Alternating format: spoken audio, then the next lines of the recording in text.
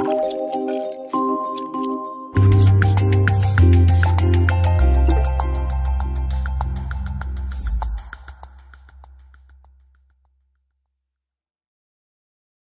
vais parler plutôt de l'expérience que l'on a conduite au sujet des PIMS. Et Salwa Mamou parlera ensuite plus spécifiquement de la RMD des inclusions pédiatriques. Donc, je vais essayer de rattraper un petit peu le retard, mais je voulais revenir vers vous avec ces informations de ce groupe qui déclare les cas de PIMS, de syndrome inflammatoire multisystémique de l'enfant, qui suivent l'infection Covid-19. Donc, vous savez, en mai 2020, c'est les premiers cas qui étaient contemporains de la fin du confinement et la reprise notamment de l'école. Et donc, ça avait fait beaucoup de bruit avec l'identification de cette nouvelle entité qui a été appelée Kawasaki, syndrome inflammatoire multisystémique de l'enfant. Les Européens l'appellent PIMS, les Américains MISC, Multisystem Inflammatory Syndrome in Children. Et tout ça, ça représente la même entité. Et il y a eu aussi beaucoup de papiers sur ce sujet pour essayer d'explorer à quoi correspond cette nouvelle maladie inflammatoire.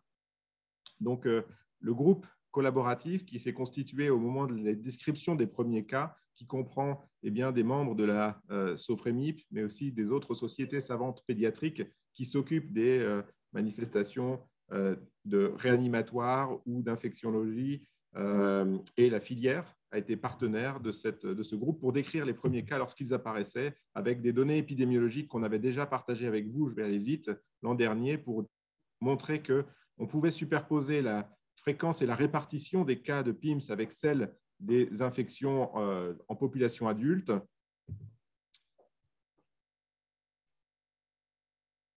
Alors, il semblerait qu'on ne voit pas mon écran, c'est ennuyeux, alors je vais peut-être départager, repartager.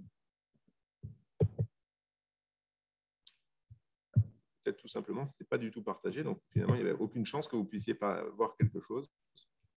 Alors, est-ce que ce serait d'aventure mieux comme ça? Il faut quand même que je fasse ça. Est-ce que là, c'est mieux? Là, vous voyez tout?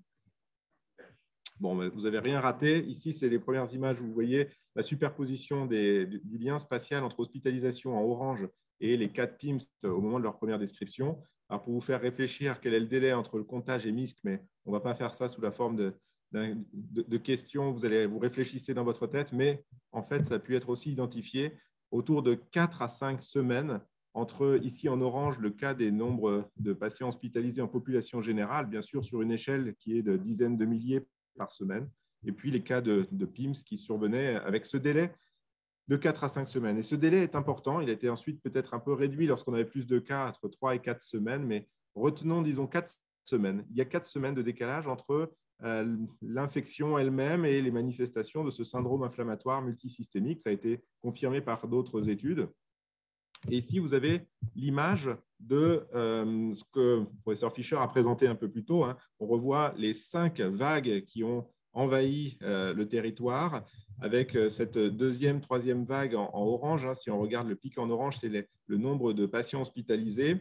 Eh bien, ces PIMS sont suivis 4 semaines après, quasiment systématiquement à chacune des vagues, la même fréquence. On peut voir que la 4e vague ici, c'était une vague de delta, eh bien l'amplitude n'est pas modifiée alors que les hospitalisations étaient réduites ici par la vaccination. Ici, on n'avait pas encore d'enfants vaccinés. Et puis, ici, on est dans la 5e vague et on a les premiers cas de cette 5e vague de delta et un mystère sur ce qui va survenir avec l'Omicron. On n'a pas de données, on scrute les informations d'Afrique du Sud, mais on n'a pas encore de données pour savoir si il y aura le même risque de développer ces manifestations inflammatoires post-infectieuses.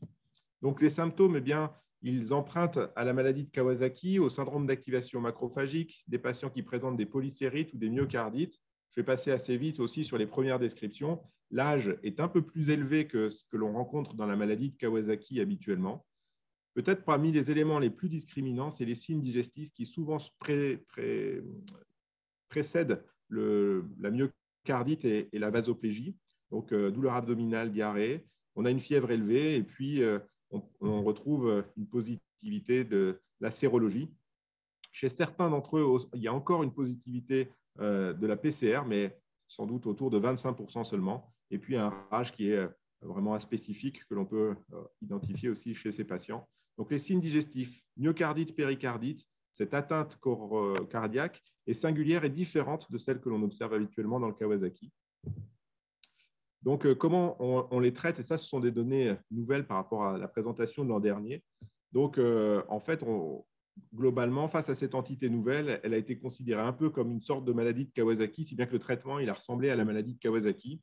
C'est aussi un commentaire sur les diagnostics à faire et à porter. C'est un diagnostic qu'il faut évoquer maintenant, et les pédiatres le font bien. Il faut se souvenir que parfois, ça ressemble, mais ce n'est pas du tout cette même maladie. Il faut se rappeler que le toxic shock syndrome, certaines chocs septiques, eh bien, peuvent aussi ressembler comme deux gouttes d'eau à cette entité, et donc il ne faut pas la méconnaître. Alors, le traitement, il a reposé sur finalement ce qu'on connaissait de la maladie de Kawasaki, et en France, on a donné soit des IVIG seuls au départ, soit des IVIG avec des corticoïdes. Et donc, chaque service a fait en fonction de ce qu'il estimait le mieux, et c'est des données qui ont été collectées de manière rétrospective. Et c'est le travail de François Engoulevent, Naïm Ouldali. Et c'est un travail assez précieux parce qu'il a pu nous aider à déterminer quelle était la meilleure thérapeutique dans ces conditions. Pourquoi? Donc, on a recueilli des données rétrospectives des différents centres qui avaient inclus des patients avec PIMS pour savoir s'ils avaient eu des corticoïdes ou s'ils avaient eu des immunoglobulines plus corticoïdes. Enfin, exactement, c'est IgIV seul ou IgIV seul plus corticoïdes.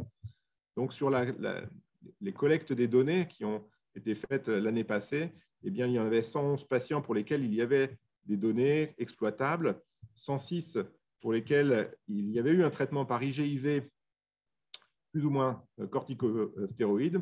Et en fait, ça se répartissait de cette manière, 34 avec IVIG et méthylprednisolone, 72 avec IVIG seul.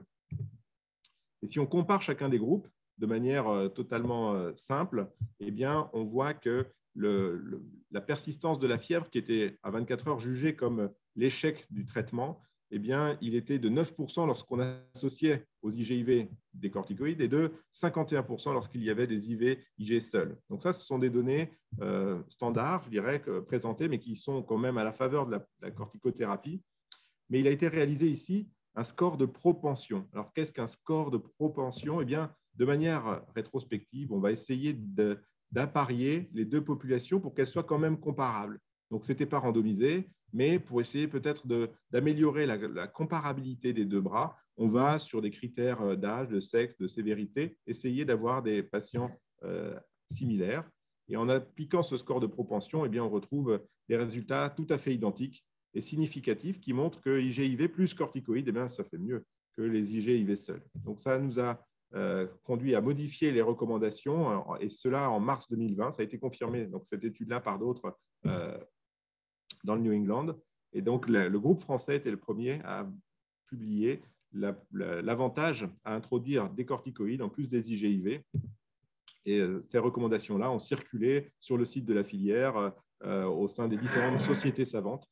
Corticothérapie plus IgIV chez les patients qui ont un diagnostic de PIMS.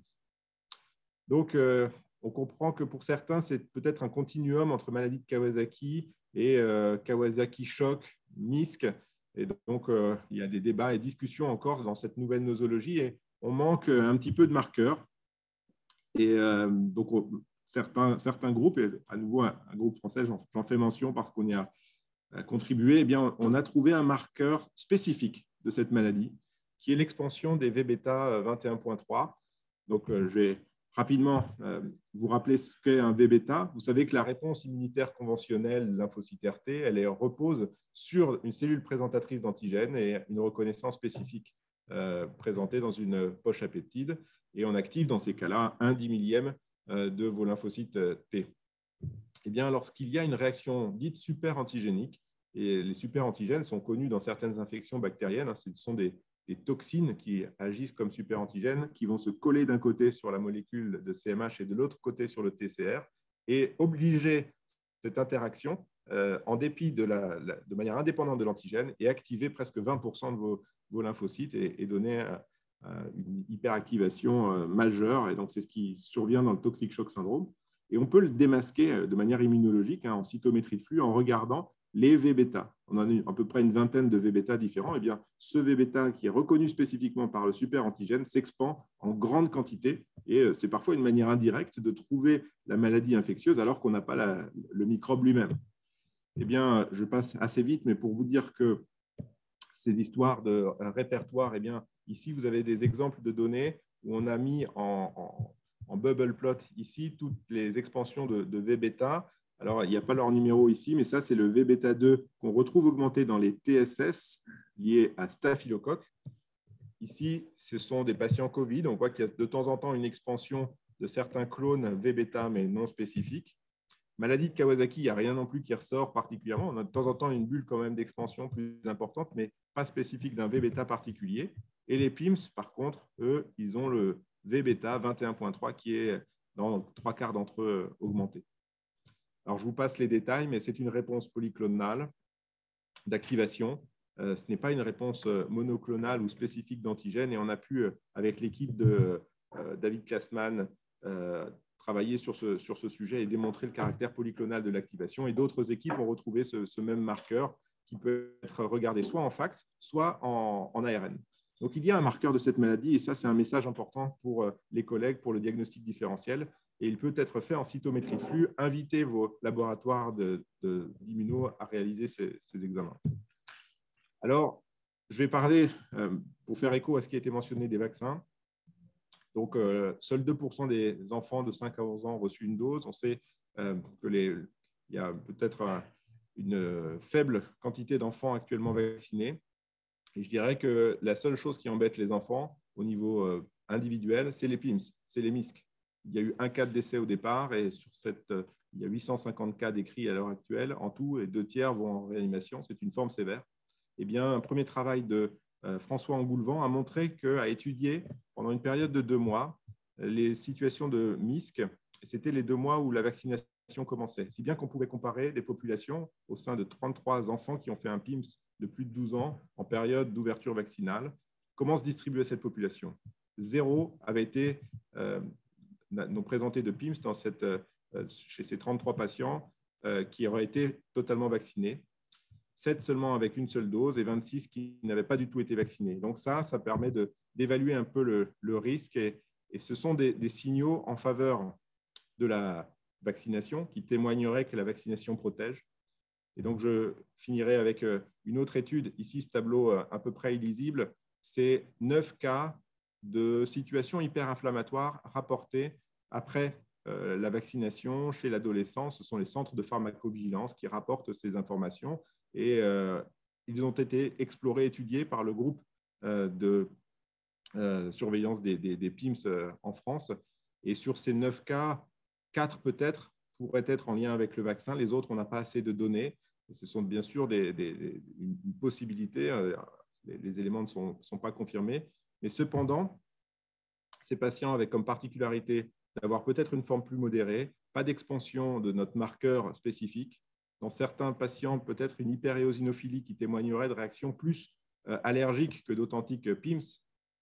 Et j'invite les collègues, lorsqu'ils évoquent ce diagnostic, eh bien, à faire le dosage des anticorps anti-N, qui, eux, sont spécifiques de l'infection parce qu'on peut être vacciné finalement et développer un PIMS 4 semaines après une infection asymptomatique que l'on démasquera grâce à ces anticorps anti-nucléocapsides qui, bien sûr, ne sont pas présents dans la réponse vaccinale.